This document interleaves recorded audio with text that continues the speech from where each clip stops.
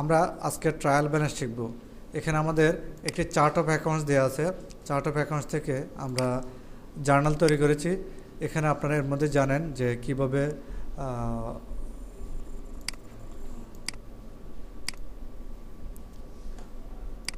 এখানে data validation দিয়ে আমরা এই জায়গায় ড্রপ ডাউন মেনুগুলো নিয়ে আসছি, তাই না?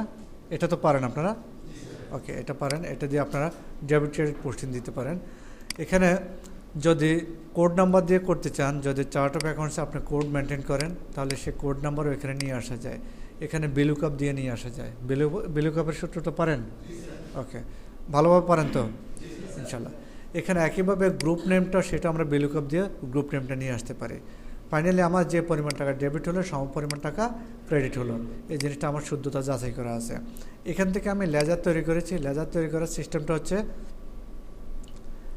কীভাবে তৈরি করি আমরা লেজার? পিভট টেবিল, সেই জিনিসটা আছে এখানে শর্টকাট করে এখানে দেখা দিচ্ছে। জাস্ট এখানে আমি ইনসার্টে গিয়ে এখানে পিভট টেবিল ইউজ করব। যেহেতু আগে একবার লেজার তৈরি করেছি, আমি লেজার 2 নামে দিয়ে দিচ্ছি। হ্যাঁ, ওখানে ওকে দিলাম, দিয়ে এখানে লেজার 2 আরেকটা প্র্যাকটিস করতেছে। আগে এক নাম্বার প্র্যাকটিস করেছি, এটা এখন 2 নাম্বার। লেজার মধ্যে মূলত আমার আনতে হয় হচ্ছে কি যেন, অবশ্যই ডেট থাকবে। কি থাকবে? ডেট থাকবে। যাদের ডেট আসতেছে না, এরকম বছর চলে আসতেছে, অটো সে বছর সিলেক্ট করে আছে, এটাকে আমি একটু পরে সরাচ্ছি। Date, voucher number, ledger name, এই 3টাকে দিলাম। দেওয়ার পরে এরপর আমি এটা কি ডেবিট টাকা না ক্রেডিট টাকা? ডেবিট ক্রেডিট, ডেবিট ক্রেডিট এটা, তাই না? এখানে আসলে এটাকে দিয়ে দিতে পারি হচ্ছে কি যেন, ডেবিট টাকা, ক্রেডিট টাকা। ঠিক আছে? এরপর যে এখানে আমি একটা রিফ্রেশ বাটন চাপ দিলেই তাহলে এখানে ডেবিট টাকা ক্রেডিট টাকা চলে আসছে। এখানে আমি অ্যাকাউন্ট টাইটেল সিলেক্ট করেছি, কই লেজার নেম, তারপরে ডেবিট টাকা, ক্রেডিট টাকা। কখনো যদি আপনার এখানে কাউন্ট নামে চলে আসে, তাহলে জাস্ট এটাতে ক্লিক করলেই ভ্যালু ফিল্ড সেটিংস এই অপশানে যাবেন। যদি কোনো কারণে কাউন্ট হিসাবে থেকে যায়, যে এখানে কাউন্ট করতেছে, তাহলে সেক্ষেত্রে আপনি এখানে কাউন্টের মধ্যে ক্লিক করে এখানে দিয়ে দেবেন হচ্ছে সাম, সাথে সাথে সাম হিসাবে চলে আসছে। হ্যাঁ, এই পর্যায়ে আমি এখানে কি আসছে, বাউচার নাম্বারটা নিচে চলে আসছে, বাউচার নাম্বারটা আমি উপরে নিয়ে গেলাম।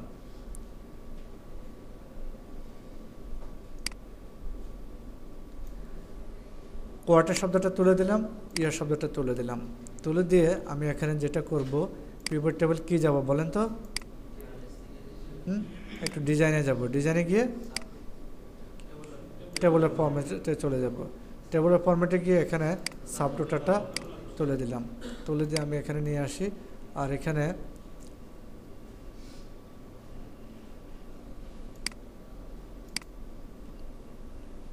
এগুলো কি আসলো,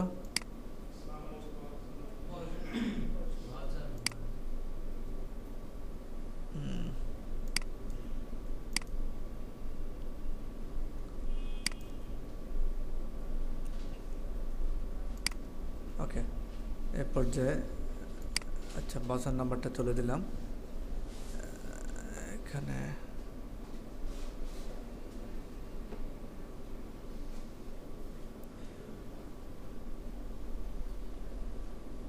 আচ্ছা, এই জায়গায় আমরা কি করে দিই, এখানে রিপিট অল, তাই না? আমরা এখানে রিপিট অল আইটেম ওটা দিয়ে দিলাম। আর এখানে গিয়ে ডেট ফরম্যাটটাকে আমরা ফরম্যাট সেলে গিয়ে ডেটে গিয়ে আমরা ডেট ফরম্যাটে দিয়ে দিতে পারি। এটা কি যেন মান্থ আকারে আসছে, তাই না? মান্থকে আমরা ডেটে কীভাবে দেবো বলেন তো? কি যেন এটা,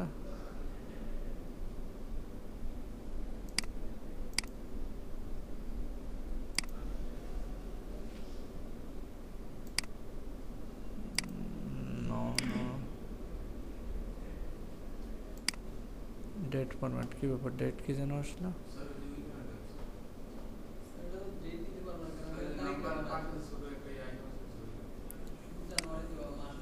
এখানে এটা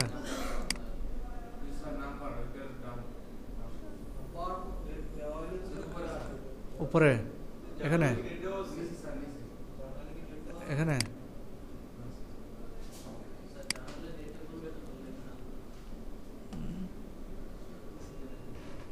কোনটা এটা হ্যাঁ না সেটা তো দিলাম তো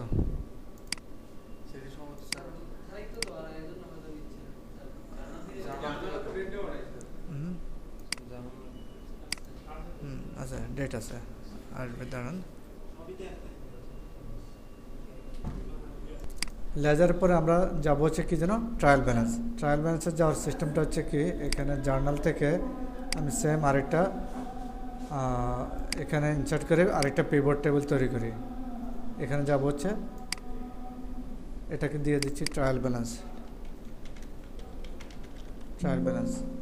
এখন অলরেডি একটা তৈরি করা আছে এই জন্য আমি একটা নতুন করে তৈরি করতেছি একটু এখানে গিয়ে ট্রায়াল ব্যালেন্সে আমার ডেট থাকবে না ট্রায়াল ব্যালেন্সে আমি শুধু অ্যাকাউন্ট লেজার নেমটা নিয়ে আসবো ঠিক আছে যদি আমি গ্রুপ নেম নিয়ে আসতে চাই গ্রুপ নেম নিয়ে আসতে পারি তাহলে একটা কাজ করে আগে গ্রুপ নেম দিই পরে লেজার নেম দিই তাহলে প্রতিটি গ্রুপের আন্ডারে লেজার হবে কথা কি বলছেন তাহলে আমার সিলেকশন আমি আবার তুলে দিচ্ছি দেখেন আগে আমি কি সিলেক্ট করব গ্রুপ তাহলে গ্রুপ চলে আসছে গ্রুপের আন্ডারে আমি কি দিলাম লেজার গ্রুপের আন্ডারে কি দিলাম লেজার এরপর আমি ডেবিট টাকাকে টান দিয়ে এখানে নিয়ে দিই ক্রেডিট টাকাকে টান দিয়ে এখানে নিয়ে দিই কথা ক্লিয়ার রেজাল্টটা কি আসলো সেটা আমরা একটু দেখি রেজাল্ট হচ্ছে কি কারেন্ট অ্যাসেট মানে কি চলতি সম্পদ accounts receivable advance rent cash IBBL এগুলো সব আমার কি কারেন্ট অ্যাসেট যদি আমি সাব গ্রুপ তৈরি করি সাব গ্রুপ দিয়েও রিপোর্ট আসবে আমি এখন মেইন গ্রুপ দিয়ে তৈরি করছি মেইন গ্রুপ কি বলেন তো কারেন্ট অ্যাসেট কারেন্ট লাইবিলিটি তারপর হচ্ছে direct expense direct revenue equity তারপর হচ্ছে ফিক্সড অ্যাসেট তারপর হচ্ছে ইনডাইরেক্ট এক্সপেন্স ইনডাইরেক্ট রেভিনিউ এইভাবে আমি তৈরি করেছি গ্রুপ অনুযায়ী সরাসরি চলে আসছে কথা ক্লিয়ার এখন লেজার কি ট্রায়াল ব্যালেন্স কি লেজার হচ্ছে বিস্তারিত স্টেটমেন্ট লেজার হচ্ছে কি আপনি এককভাবে প্রত্যেকটা সাবজেক্টে কত করে পেয়েছেন আপনার মার্কশিট আলাদা রাইট ওনার মার্কশিট আলাদা আপনার আলাদা সবার মার্কশিটটা কিন্তু কি আলাদা সব কয়টা মিলে কি হয় টোটাল ফাইনাল রিপোর্ট একটা তাই না এখন একটি প্রতিষ্ঠানে ক্যাশ বুকে প্রতিদিন ক্যাশ টাকা চেঞ্জ হয় কি হয় না তাহলে ক্যাশ হচ্ছে একটি লেজার ক্যাশ হচ্ছে একটি কি লেজার আমি যার কাছে বিক্রি করেছি অ্যাকাউন্টস রিসিভেবল সাফা হাউজিং তার সাথে আমার কি একটি লেনদেন না একাধিক লেনদেন হতে পারে সারা বছর ধরে অনেক লেনদেন তাহলে লেজারে বিস্তারিত পাওয়া যাবে স্টেটমেন্ট পাওয়া যাবে আপনার বিকাশের স্টেটমেন্ট আর ওনার বিকাশের স্টেটমেন্ট কি এক নাকি তাহলে এই বিকাশের স্টেটমেন্ট এটা হচ্ছে লেজার এটা হচ্ছে কি আর সব কয়টা লেজারের সামারি হচ্ছে ট্রায়াল ব্যালেন্স এবার কি বুঝছেন ওকে আমি সাফার কাছে টাকা পাবো জিহাদের কাছে টাকা পাবো অ্যাডভান্স বাড়িওয়ালাকে ভাড়া দিয়েছি সেখানে টাকা পাবো আমার ব্যাংকে টাকা আছে ক্যাশে টাকা আছে কথা ক্লিয়ার এটা হচ্ছে টোটাল ডেবিট কত হয়েছে আর এটা হচ্ছে টোটাল ক্রেডিট কত হয়েছে আমি যদি সাফা হাউজিংয়ের লেজারে যাই তাহলে সাফা হাউজিংয়ের লেজার আমাদেরকে দেখাচ্ছে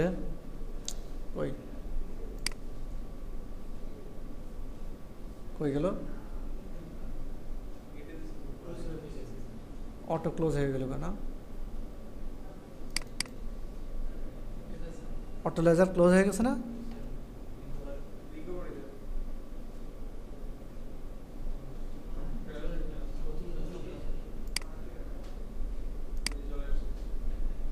ওকে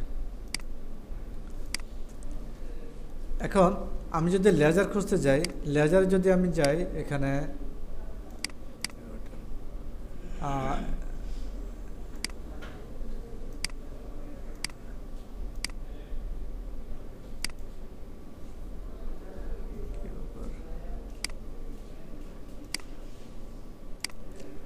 আচ্ছা, এখানে যদি আমি কোনো একটা লেজার খুঁজি, সেই লেজারে কি আসে বলেন তো? যেমন আমি ক্যাশ বুকে লেজার খুঁজি, এখানে ক্যাশে টোটাল কত টাকা ডেবিট হয়েছে? একটু আনসার দেন, কত? হ্যাঁ, এই পরিমাণ টাকা ক্যাশ আমার ডেবিট হয়েছে। টোটাল ক্যাশ ক্রেডিট হয়েছে কত? টোটাল ডেবিট থেকে ক্রেডিট বাদ দিলে কি আসবে? ব্যালেন্স বের হবে।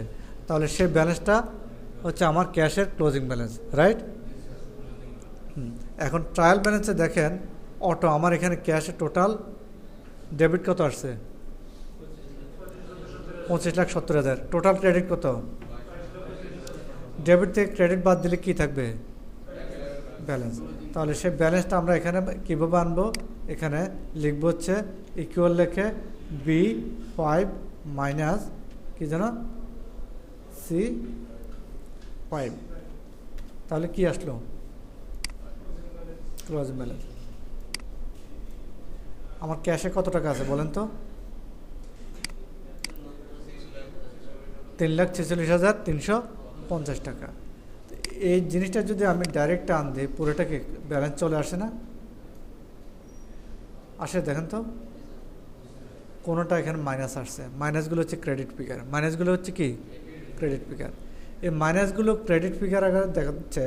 যদি এমন হয় আমাকে পজিটিভগুলো ডেবিটের ঘরে থাকবে, নেগেটিভগুলো কোন ঘরে থাকবে? ক্রেডিটের ঘরে থাকবে। তাহলে কেমন হয় বুঝছেন কি না? এখানে হচ্ছে সাম অফ ডেবিট, টোটাল ডেবিটের যোগফল আসছে। এক্সেল অটো আপনাকে যোগফল করে দিচ্ছে, কিন্তু আমাকে তো finally debit minus credit, finally আমার কি বেরোবে? ক্লোজিং ব্যালেন্স বেরোবে। ডেবিট মাইনাস ক্রেডিট, ফাইনালি কি বেরোবে? Closing balance. এখানে দেখা যায় পজিটিভগুলো থেকে ডেবিট থেকে ক্রেডিট বিয়োগ করলে কিন্তু ফলাফল কী হয়ে গেছে? 0। অঙ্ক শুদ্ধ আছে। এই জিনিসটা যদি করতে হয় জাস্ট একটা ফর্মুলা ইউজ করব, ঠিক আছে? সে ফর্মুলাটা আমি দেখাই দিচ্ছি। ফর্মুলাটা হচ্ছে এখানে হারাই গেল কেন এগুলো সব?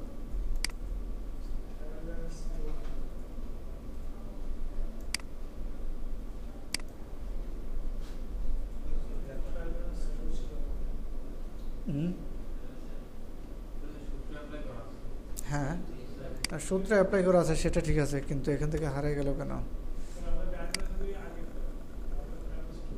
এটা নতুন করে করা দরকার ছিল।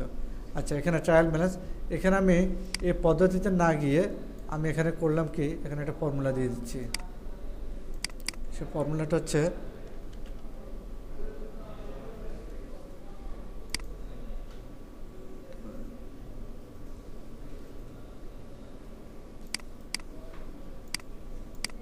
এখানে গ্রুপ নেমটা সরাই দিই, হ্যাঁ, আপনাদের জন্য বুঝতে সুবিধা হবে।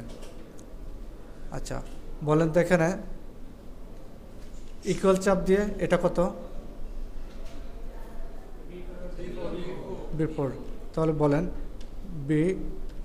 B4 মাইনাস C4, ঠিক আছে? যদি B4 মাইনাস C4 এটা যদি কি হয়, এটা যদি বড় হয় তাহলে বড়টার ফিগার আপনাকে ডেবিট হিসাবে দেবে, ঠিক আছে? তাহলে গ্রেটার দেন কি হয়? 0 হয়, ঠিক আছে? তাহলে আপনি বলেন যে আমাকে B4 মাইনাস C4 করে দাও। তাহলে এই যে আপনি কন্ডিশনটা দিচ্ছেন, এই জন্য এটা কী হবে? মানে বড়টা বিয়োগ কি হবে? ছোটটা। ডেবিট বিয়োগ কি? ক্রেডিট হয়। তাহলে এবং ডেবিট যদি কি হয়? বড় হয়। তাহলে ডেবিট বিয়োগ ক্রেডিট করে দাও। আর যদি না হয় তাহলে আমাকে কি করে দাও? 0 দাও। না হলে আমাকে ফলাফল কি দাও? মানে ফাঁকা রেখে দাও। এই জন্য ডাবল কোট করে আমি তাকে বলে দিলাম এই জায়গায় আমার কিছুই হবে না, এই জায়গায় আমার কিছুই হবে না। কথা বলছেন? এই জায়গায় আমার কি হবে না? আমি যদি এটা লিখি এটাই আসবে, ঠিক আছে? আর আমি যদি এই জায়গায় কিছু না দেয়া মানে হচ্ছে ফাঁকা। দুই পাশে ইনভার্টেড কমা দিয়ে বক্তার কথা আমি কিছুই দিলাম না। আমরা কোনো বক্তার কথা কি দুই পাশে কি করি? কোড, ডাবল কোড করে দেয় না? তো ওই জায়গায় আমি এখানে ফাঁকা রাখলাম। তাহলে যে ক্লিয়ার? এই সেম জিনিসটা এখানে আমি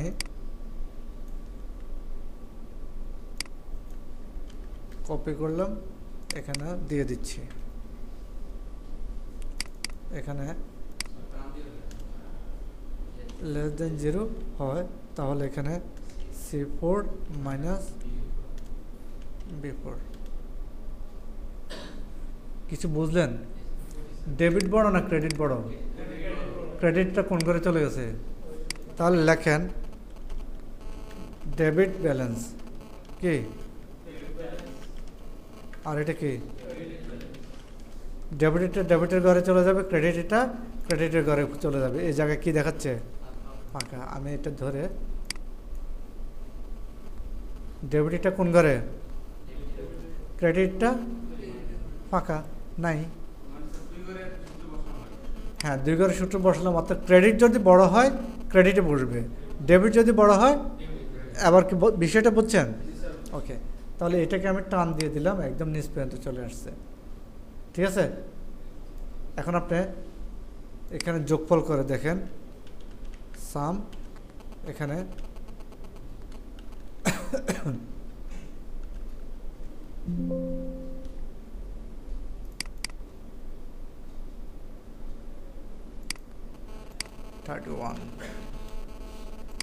এটাকে টান দিয়ে দেন, দুই পাশ দেখেন তো সমান হয়েছে কিনা। যে পরিমাণ টাকা ডেবিট সম পরিমাণ টাকা কি ক্রেডিট, দুই পাশে সমান হয়ে গেল, মিলে গেল। এখন অনেকের প্রশ্ন যে স্যার কি করলেন এখানে, আমরা কেনই বা এটা করতেছি, তাই না? আমরা প্রতিটি শিরোনামে টোটাল কত টাকা খরচ করেছি, কত টাকা পেয়েছি, কত টাকা দিয়েছি, ক্যাশ বুকে ক্যাশে আমাদের টাকা আসে, টাকা আবার চলে যায়, চলে যাওয়ার পরে ক্যাশে ব্যালেন্স কত আছে সেই ব্যালেন্সটা আমরা বের করা দরকার। আমাদের ব্যাংকে কত টাকা আছে সেই ব্যালেন্স পাওয়া দরকার। সব কাস্টমারের কাছে কত টাকা পায় তাদের ক্লোজিং সামারি দরকার। আপনি যখন বছর শেষে ক্লোজিং টানেন, আপনাদের বাকি টাকা কালেকশনের জন্য কি করে? হালখাতা করে না? হালখাতা করে তো। আচ্ছা, ওই হালখাতা করতে হলে সকল কাস্টমারদের এক পাতা একটা তালিকা করে কিনা, কার কাছে কত পাবে, কথা বুঝছেন? কার কাছে কত পাবে এটা এক পাতা একটা কি করে তালিকা করে। ওই এক পাতায় তালিকা করে সব হিসাবের সামারিটা নিয়ে আসবেন। এটা হচ্ছে ট্রায়াল ব্যালেন্স। এটা হচ্ছে কি ট্রায়াল ব্যালেন্স। ওকে, আপনারা এটা একটু প্র্যাকটিস করবেন, প্র্যাকটিস করলে ইনশাল্লাহ এটা আরও ক্লিয়ার হয়ে যাবেন। ঠিক আছে? ওকে, আমি আপনাদেরকে ফাইলটা দিয়ে দিচ্ছি।